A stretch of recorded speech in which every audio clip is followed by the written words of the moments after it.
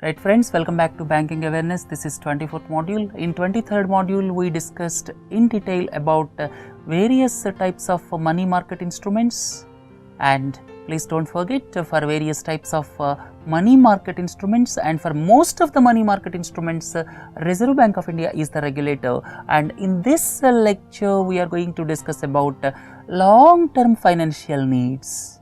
Long-term financial needs are met by capital market, and capital market involves four types primarily. One is government dated securities, the second one is industrial securities, third one is development finance institutions, and the last one is financial intermediaries.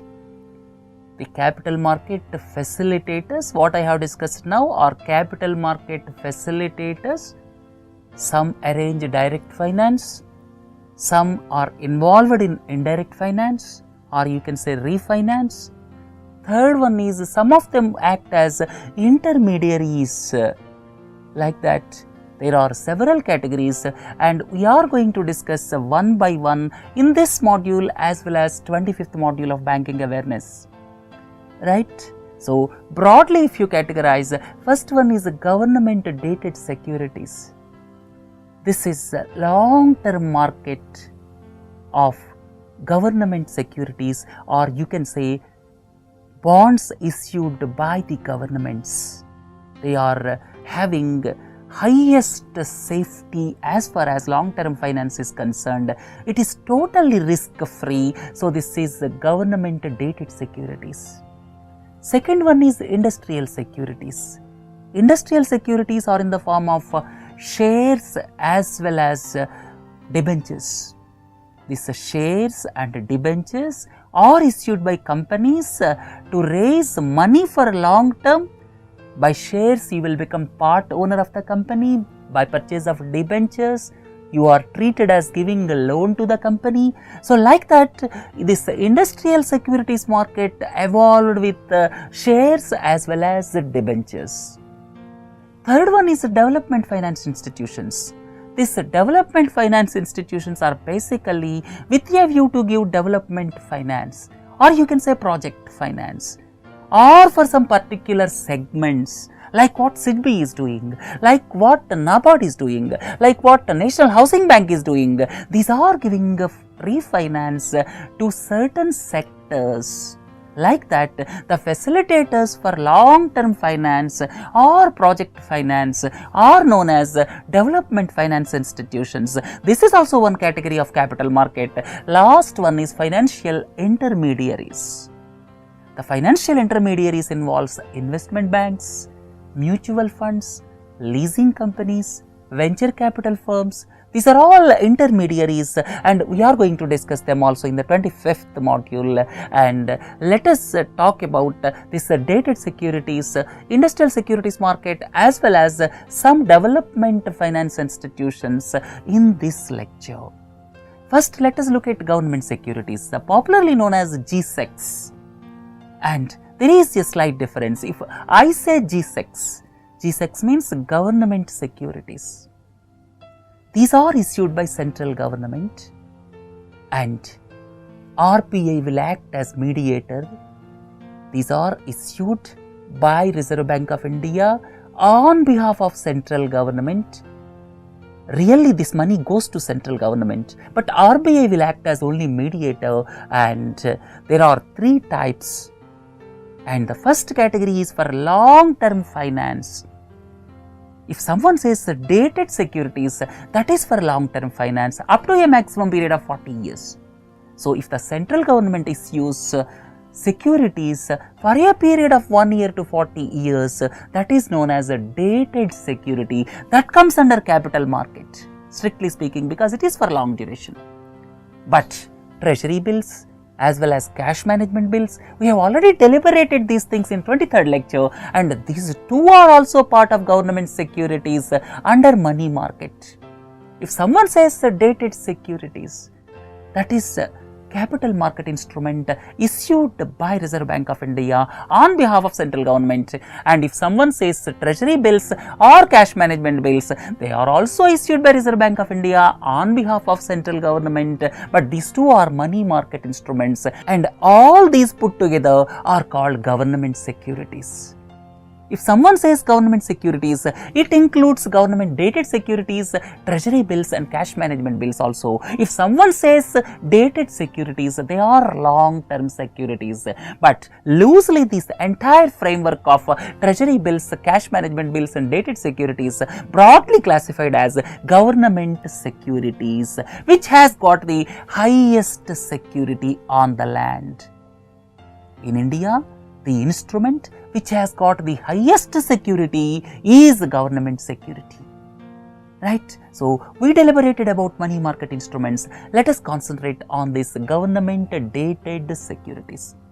If the duration is more than 1 year, it is called government dated security, and at the same time, please don't forget, the maximum time period is 40 years. And these are all managed by Reserve Bank of India only.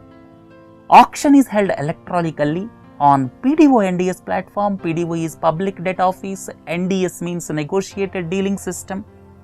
And if you want to purchase government securities in the secondary market, you can purchase through primary dealers.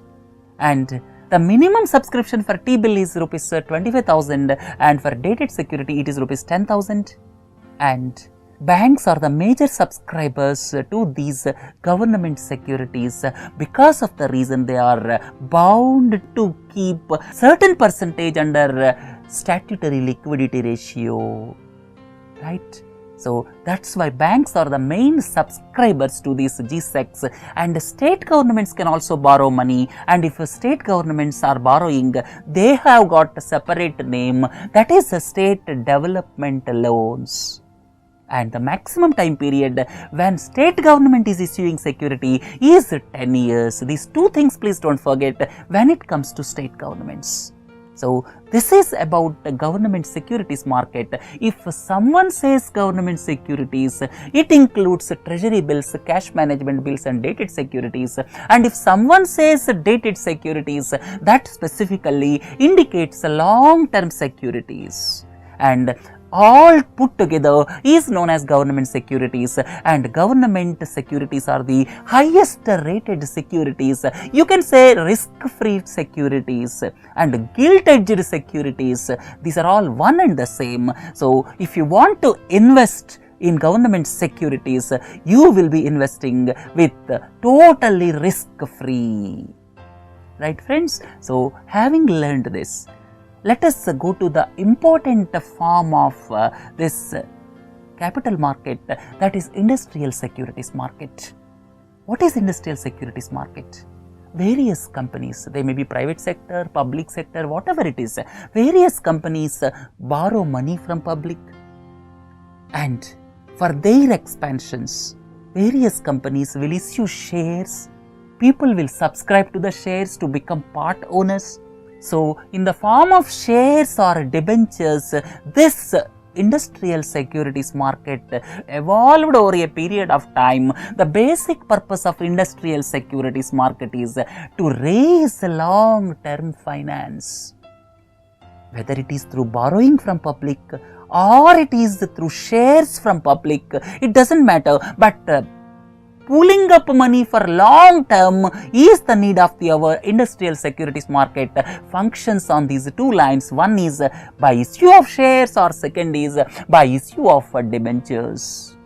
And if someone talks about capital market, it broadly refers to industrial securities market.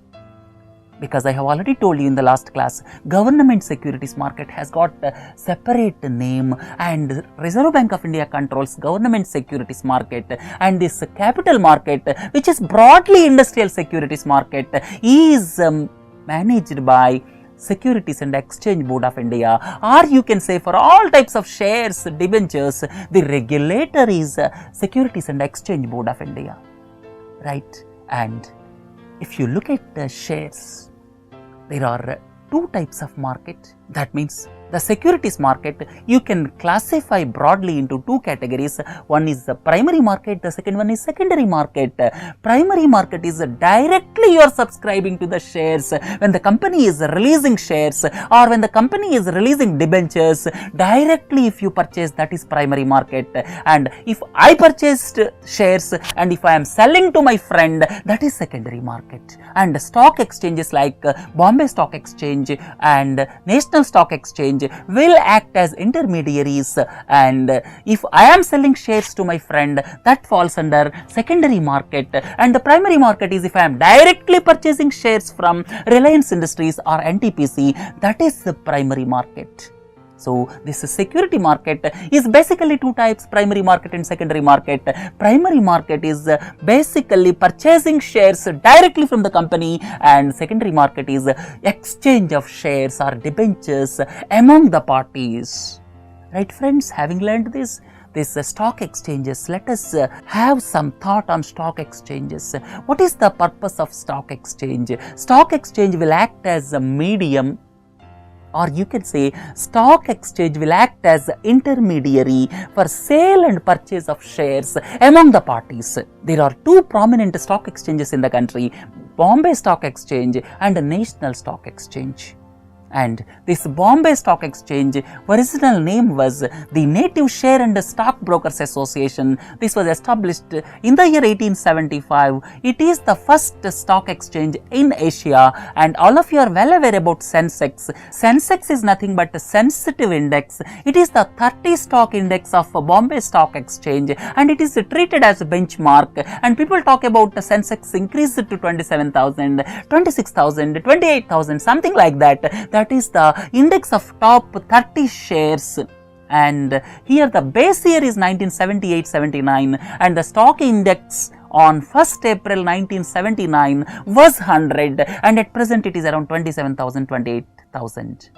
So, this is about Bombay Stock Exchange. Second one is National Stock Exchange. This is a relatively new one, established in the year 1992, and here the index is Nifty. Nifty means National 50. It tracks the index of 50 stocks. That's why it is called Nifty. And for NSE, the base year is 1995 and the base index is 1000. So, these two are the important stock exchanges in this country, and various shares are traded with the help of these stock exchanges, or you can say these stock exchanges will act as intermediary for selling and purchase of shares. So, this is about industrial securities market, and so far what we have learnt is the first one is government securities market, that is controlled by Reserve Bank of India. The second one is industrial securities market, that is basically raising money for various companies through shares or debentures, and the regulator for this is Securities and Exchange Board of India. And the third one, most important segment of this capital market, is development finance institutions. The most important is development finance institutions. What is the need for these development finance institutions and how they have evolved? I would like to tell you a brief on this, and before going into it, development finance institutions are basically categorized into two types. One is general development finance institutions, second one is sectoral development finance institutions. One is the general finance institutions, second is sectoral development. The generalized financial institutions basically arrange long-term project finance, and this is sectoral project institutions or sectoral finance institutions will look at development of certain specified sectors. They look at development of certain sectors like MSMEs, agriculture, housing sector, like that. And how this development finance evolved in this country, I would like to tell you a brief on this. When you go back to independence, at that time all the banks were in private sector, and For the first time, in the year 1949, Reserve Bank of India was nationalized. 1955, SBI was nationalized. In the year 1959, SBI subsidiaries were nationalized. 1969, 14 banks were nationalized. 1986, banks were nationalized. This is the era of nationalization. If you look at from independence right up to 1980, and from 1990 again privatization started. Right? So, if you go back to the days of independence, at that time not much money was available with banks to lend for projects, to lend for infrastructure projects or to lend for various development projects. In those days, not much capital was available with banks. Not only that, almost all the banks were in private sector in those days, and this development finance institutions concept arose after independence, because at that time it was felt that banks were not in a position to lend long-term finance. Accordingly, several development financial institutions, or you can say development finance institutions, were established subsequent to independence, like that IFCI, ICICI. Please don't confuse with bank. Bank came very recently, but as a development finance institution, ICICI came up long back in 1950s. Subsequently, IDBI came up. Don't consider bank. Bank came up much later recently, but IDBI was established somewhere in 1960s, basically for development finance. Like that, IIBI came up. So these institutions came up after independence because of the reason at that time banks, it was felt that they were not in a position to give development finance. But what happened? Subsequent to 1990, the government thought project finance can also be given by banks. There was one committee, Khan committee was established, and SH Khan committee stated that nowadays the financing of long-term projects can be done by banks. This report was given in the year 1998, which led to the concept of universal banking. So, with the advent of universal banking, this project finance is being given by banks itself. That's why the old general development finance institutions lost their relevance. In fact, ICICI got merged with ICICI Bank, IDBI got merged with IDBI Bank. With the advent of universal banking, the general development finance institutions have lost their relevance now, but sectoral development finance institutions like NABARD, like SIDBI, like NHB, like Rural Electrification Corporation, they have got their relevance even nowadays, because of the reason they are looking at the development of one particular sector. And because of the advent of universal banking, please remember the importance of this development finance institutions or general development finance institutions was lost, but sectoral development finance institutions still have got relevance. And I would like to tell you one more point. Now there is a change in the thinking of government for long-term finance. They want to make banks free of it because of gross non-performing assets. And now there is a concept evolving with the need for development finance institutions. Right? So, this is the history behind development finance institutions, and we are going to discuss this general development finance institutions in this lecture, and sectoral development finance institutions we will discuss in the next class. So, general development finance institutions, first one which should come to everybody's mind is IFCI. This is Industrial Finance Corporation of India. This is the first development finance institution established in the year 1948 after independence, because as I have already told you, at that time the capital base of banks was less, and it was felt that it is not possible to lend long-term finance to the various sectors by the banks. So, the need was felt for establishing IFCI as early as 1948. This was established in 1948. Now, as I have already told you, with the advent of universal banking, these institutions lost their relevance. The second development finance institution which was started is ICICI. And when ICICI, you all think about bank. But this Industrial Credit and Investment Corporation of India was started in the year 1955. This is in the private sector, and subsequently it met the development finance needs of the country, and it achieved spectacular success. It was in private sector. It was established in 1955 as a development finance institution, and subsequently it started bank in the year 1994, which is the famous ICICI Bank now, and subsequently this ICICI as a development finance institution has lost its relevance, and it merged with its own ICICI Bank. So now ICICI as a development finance institution is no more in existence. It merged with ICICI Bank because, as I have already told you, under universal banking concept, banks are giving the loans to long-term finance also. But now there is a change in the thought process of central government. Now people are thinking again about development finance institutions, right? So this is the history of ICICI. I have given remaining things in the PPT. Please go through them. Another development finance institution is IDBI. Please don't think about bank. Bank came much later in the year 2004. But this IDBI was started in the year 1964 as a development finance institution so as to take care of long-term finance. And initially it was owned by Reserve Bank of India. Subsequently ownership transferred to Government of India. Headquarters was in Mumbai, and for 40 years it served as a development finance institution. Subsequently it established IDBI Bank, and subsequent to the establishment of the bank, this IDBI lost its relevance and it merged into bank itself.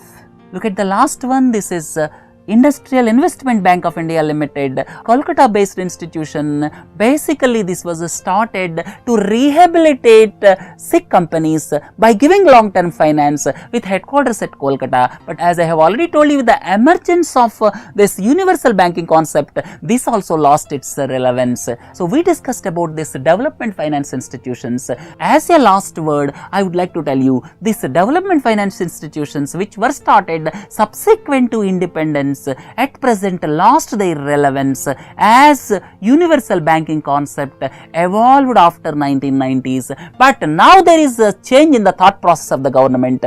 Government wants to separate this development finance from the banking system because of high gross NPAs. But still these sectoral development finance institutions, most of them are functioning as refinance institutions, have got their relevance, like SIDBI, like National Housing Bank, like REC, like PFC, like that.